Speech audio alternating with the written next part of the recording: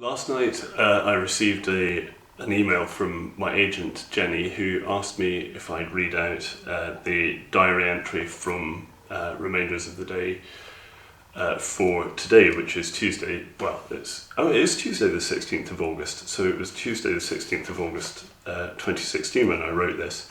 So it's impossible to say no to Jenny, so here is the entry for today, but 6 years ago.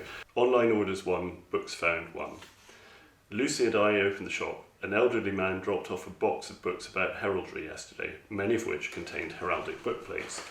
A bookplate, for anybody who doesn't know, is a piece of paper usually designed by an artist with the owner's name on it. Lots of people probably have them, and they tend to be glued down onto the front paste down end paper of books, just to and quite often they came from country house libraries where they have heraldic designs on them with family crests. Anyway, so getting back to it, I'm planning to write to Debrett to request my own crest.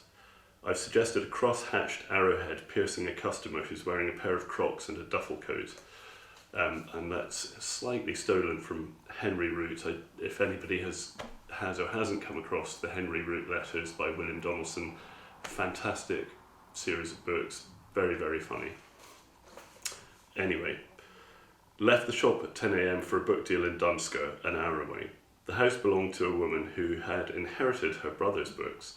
It was full of dogs. I lost count after 7. The books were in a predictably filthy state, and their content was even more unsavoury than their condition.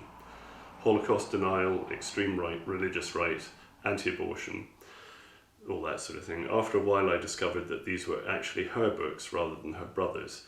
She'd decided to keep her brother's books because she didn't, and I quote, want any of that kind of liberal nonsense to be read by anyone, and instead she decided to sell some of her own.